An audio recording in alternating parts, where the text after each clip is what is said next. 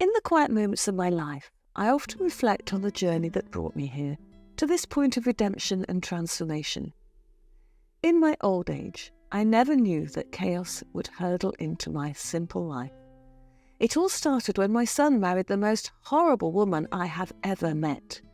Her cruelty transcended not just to me, but to my grandsons. I am Gretchen, a 56-year-old woman who has weathered storms of heartache and betrayal. This is the story of love, cruelty, and revenge that took unexpected turns, forever altering the course of our lives. I always wanted the best for my son, Edison, and loved him dearly. After my husband passed away, I took the privilege and struggle of raising my son alone. Even though that life was tough, I still did my best to give him the life he deserved. I raised a man of perseverance, great ambition, and leadership. I have seen from when he was young that he possessed a natural skill in leadership, but I also saw how authoritative he was and how he always disliked being corrected when he made mistakes. I tried to change that, but he was too stubborn to listen. As he was growing up, I was gentle to him. Perhaps too gentle. At some point, he started to act disrespectfully towards me. Whenever I asked him to do something, he would react rudely, and whenever we had a slight disagreement, it would always turn into a huge fight, causing an extensive and deep rift in our relationship. However, I tried to be understanding because, after all, he is my son, and he deserves the world. And no matter what happens, I am the only person who can accept him for who he truly is. But the crack in our relationship became even wider when he introduced me to the woman he wanted to marry. I always wanted my son to marry his childhood friend, Vina. I always thought that something was special about the two of them. But fate decided to let my son fall in love with another woman. Her name was Trisha. She was stunning. She looked perfect, but her physical features differed significantly from her personality. When my son introduced the two of us to each other, I immediately felt like something was off. I had a feeling that her kindness was not genuine. It was as if she's only been kind because I was her boyfriend's mother. She was trying to win me over. It didn't take too long for me to confirm my suspicions. After our dinner, I went to the restroom and overheard Trisha talking to her friend on the phone. "I swear to God, girl, I was bored to death. She's kind of old-fashioned and really dull." She laughed hard. I could even hear her friend's laughter from inside the cubicle. "I mean, it's vintage. She's wearing a dress from the 70s, and don't get me started on how she did her makeup. Honestly, I would not want to be seen with that woman in public again." She laughed again. My hands started to shake.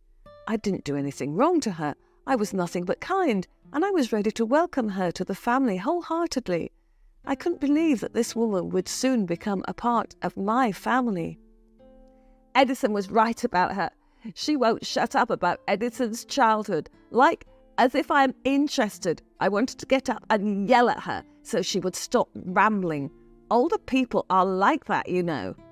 She laughed again. My heart ached so badly, like it was plunged with a spear. I wanted to reveal myself and confront her about her disrespectful remarks, but I was too emotional to do anything about it. Eventually, I chose to keep quiet and remained hidden. I felt like I had to do everything I could to enlighten my son about the kind of woman he was marrying. I tried to talk him out of committing to her, but he wouldn't listen. He even accused me of making up stories and got really upset with me. I didn't know what to do, realizing my own son wouldn't take me seriously. I couldn't help but ask myself, where did I go wrong? Despite my warnings, Edison went ahead with the engagement. They eloped, and they never even asked for my blessings. They told me they were better together and didn't want my presence there since I would ruin it with my negative remarks. Still, I couldn't stand the fact that I wouldn't be there at my son's wedding. A week before their wedding, I approached Trisha, hoping to make amends. I was hoping to have a heart-to-heart conversation with her. but the moment she saw me, she immediately gave me an attitude. "What are you even here for?" I want to talk to you, Tricia." "Oh, you think you can stop us? You are an old poor woman who is just jealous of me. Just accept the fact that your son is now choosing me over you." "I am neither jealous of you, Tricia, nor competing against you. I respect my son's decision, but don't want him to get hurt and manipulated by a woman like you. He deserves all the kindness in the world." "Oh, stop with the lectures. You're just a petty old woman, alone and neglected. You know what? Just get out of here. I don't want to see you again."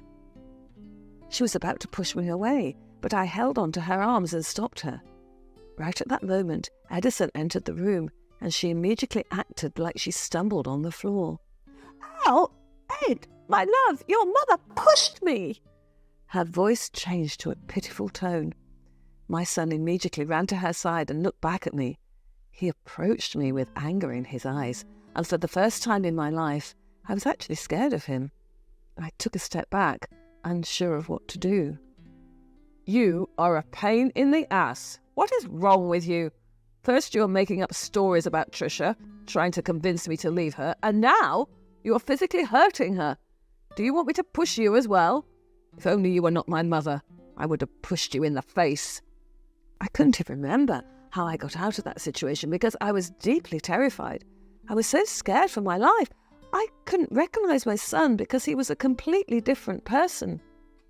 I was so shocked that I couldn't even say a word. Instead, I just stood there and watched them walk out on me. I had lost a battle I didn't even know I was fighting. So they finally tied the knot. I was uninvited, as if I was not a part of my son's life. Still, they couldn't afford to live elsewhere, so they moved to my place. The early days of their marriage were dreadful.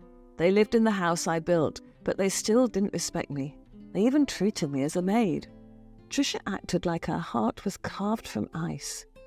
An unsettling chill was in the air whenever she was around. The tension between me and Tricia was just getting worse and worse. Tricia was vocal in expressing her dislike of having children because she hated babies. But I insisted that they should have kids while they were still young. She didn't waste a moment before insulting me for stating my opinion. "Can you stop making decisions for us, old woman? Know your place. You are nothing to our marriage, so shut the fuck up." Yes, she would say those words right in front of me. Little by little, I felt like I was invisible in my own home. "Tricia, I was suggesting..." "No one asks for your opinion. Look at you. You are a ragged old woman who knows nothing about this world." But months later, Tricia got pregnant, and I could tell it was unplanned. Instead of rejoicing, she ultimately got angry. Tricia went hysterical to the point of getting into a massive fight with my son. She even called the baby in her belly a burden, and my heart broke for them. I was deeply hurt as she tormented the baby right before birth, and throughout her pregnancy, she was being irrational.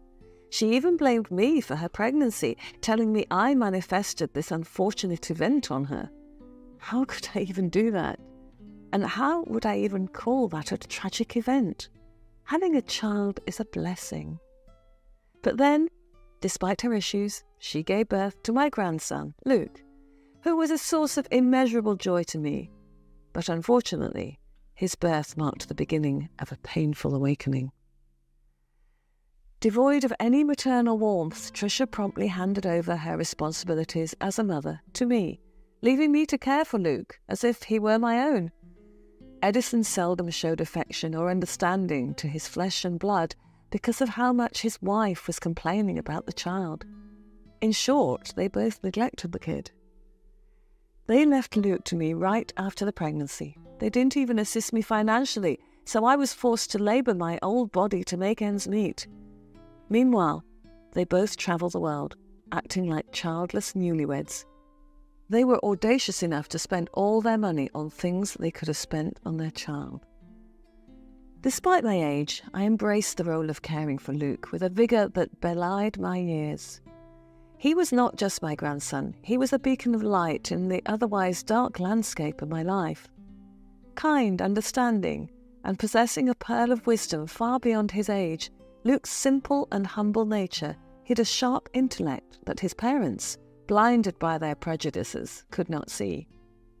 And after a year, they returned home with the news of Trisha's being pregnant again. This time, she was more accepting of the baby inside her, but right after her pregnancy, they did the same drill. They left the baby to me. Even when Trisha bore a second child, their neglectful approach to parenting didn't waver. They handed me the responsibility of raising their newborn while they continued to live unhindered lives. Here, don't you like having kids? You suggested we have kids, so there you have it. Your wish is granted. Take care of them. Have fun with that. After that disheartening statement, they left again, leaving me with a huge responsibility. I was left with a toddler and a newborn. I broke down in tears as I began to question everything. What did I do to be disrespected this way? All I did was to try and be a gentle and loving mother. As the years went by, my health gradually deteriorated under the weight of raising Luke and John, attempting to bridge the ever-widening gap between me and my son. Their disrespect and disdain cut deep, yet I soldiered on, determined to provide Luke and his brother, John, a haven of love and acceptance. For 4 blissful years, our home was a haven of happiness. Luke and his younger brother thrived under my care, and we shared a bond that transcended blood. But that serenity was short-lived. My world crumbled when Edison and Trisha decided they wanted their children back when the kids were already 4 and 3 years old. And as they claimed my grandsons as their own once again, I was cast aside, left to grapple with the hole in my heart. I was utterly neglected. I was able to survive due to my retirement insurance, and I was able to spend my time gardening. But I was lonely. I longed for my grandsons. Until one day, a knock on my door reintroduced me to my grandson Luke. Once filled with innocence, his eyes were now shadowed by pain and determination. He was ragged, sweating, and whimpering in pain internally, and some bruises were evident on his skin. I took him in and tended to his care immediately. I asked him what happened, and he told me everything he had been through. The stories he recounted were heart-wrenching: emotional abuse, torment, and his parents' oppressive pressure on him. They had labelled him as having a low IQ, using it as a pretext to belittle and hurt him. They kept on instilling high expectations, and they kept on telling me that I was not good enough, when in fact I was doing it on purpose. They are so cruel, and I don't want to seek validation. That's why I failed my exams, because for me, it was my only escape. Oh my dear, your parents didn't know the truth. You are the smartest kid, and I know that because I raised you. I can honestly attest that Luke was brilliant. He was able to do arithmetic at the age of 5 and was able to ace geography at 7. He was a prodigy. So there was no way he was actually dumb. Grandma, I recently went through the computer hardware and I was able to revive my mother's old laptop, and I saw some files. It stated that I was adopted. My eyes widened. I couldn't believe what he just said. What did you say? He handed me a document compiling messages and illegal papers stating that Luke was adopted. He cried in my arms, confused by the truth. I was confused as well. Many things were going on in my mind, which meant that Luke was not my biological grandson. However, my love and care for the child remained prominent, and it knows no bounds. And it all made sense why Trisha never had a motherly warmth towards him. She was so cruel to him, and she had no right to do it because she is not even his biological mother. It pained me to imagine how she abused my grandson, causing wounds and bruises on his body. Don't worry, love. We will do everything to get our revenge. She will never hurt you again. Deep within me, a spark ignited. It was our chance to turn the tables on their cruelty and expose their darkest secrets. Together, Luke and I planned a strategy to unravel the web of deceit they had spun around us. During a gathering that brought my family together, we confronted Edison and Tricia. It was Tricia's birthday, and there was no event more suitable to reveal the truth than her birthday. I went to the centre and plastered the documents in front of everyone. I announced that Tricia had illegally adopted Luke, and I also showed evidence of her hurting and abusing him, pictures of his bruises. The atmosphere grew tense, and Tricia went hysterical. She shouted names at me, telling me that I was making things up and that Luke was an evil mastermind. "Edison, my love, please defend me. Your mother is dragging my innocent name to the ground again. Tell them that it is not valid." She called out to my son with her manipulating voice. But that was when something unexpected happened. Edison stepped forward, but he was not against me this time. He exposed the truth. He told the truth behind Luke's adoption. His true parentage and the intricate tapestry of lies they had woven were bared before us. Edison confessed that he was Luke's biological father and had hidden the truth from Tricia. After Tricia's miscarriage, he told her that he had adopted a baby to replace the unborn one, and it was Luke. The room was filled with gasps. But the most astonishing revelation was yet to come. Luke's biological mother, it turned out, was none other than my son's childhood sweetheart, Vina.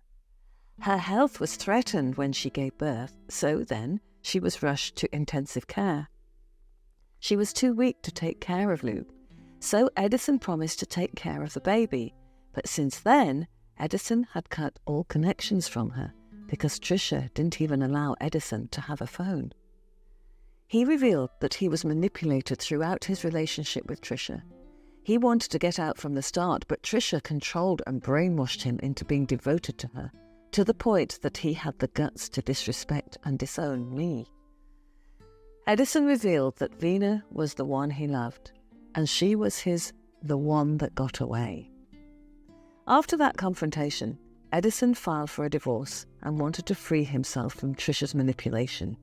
She begged him to stay, but my son's decision was firm. He'd had enough.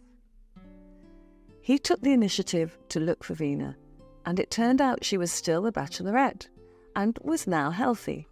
The love that had been lost was rekindled, and a newfound sense of unity began to take root. As they embarked on their journey towards building a life together, I allowed myself to hope for a brighter future where wounds could heal and bridges could be mended. I witnessed the reawakening of a dormant connection, a bond buried beneath years of regret and lost opportunities, and I could truly see the changes in my son's attitude and behaviour. As I sit here now, a tapestry of memories woven with threads of pain and resilience, I am reminded that life's narrative is never set in stone. The revenge I initially sought was one of retribution. Still, it had evolved into something more profound, a journey of redemption, reconciliation, and unearthing the beauty hidden beneath the rubble of broken relationships. Luke's triumphant emergence from the shadows of his parents' oppression, Edison's awakening from his self-imposed shackles, and the emergence of a new, loving family. These were the fruits of our revenge, proving that even in the darkest corners of our lives, hope and transformation can find a way to bloom. Tricia's harsh exterior began to crack, revealing a woman shaped by her struggles and fears. The birth of her second child, whom she had once neglected, seemed to spark a change within her. It was a humbling process watching her confront her demons and rebuild her life from the ground up. As for me, I found solace in the realization that my efforts had not been in vain. The family I had fought so hard to protect had emerged from the shadows of dysfunction and pain. Luke's confidence grew, and his understanding of nature evolved into a strength that he could wield to create positive change in his own life and the lives of others. Once strained and distant, my relationship with Edison began to mend as we navigated the tumultuous waters of forgiveness and reconciliation. The house that had once been a quiet haven for Luke and me now echoed with the laughter of a reunited family. The scars of the past had not disappeared completely, but they had become a part of our shared history, a testament to the trials we had overcome. We learned that revenge need not be bitter or destructive. It could be a catalyst for healing, a force that reshapes lives and paves the way for a brighter future. Like Gretchen, are you willing to fight for the people you love? Let us know in the comment section below. Don't forget to subscribe, share, and turn on the notification bell for more updates.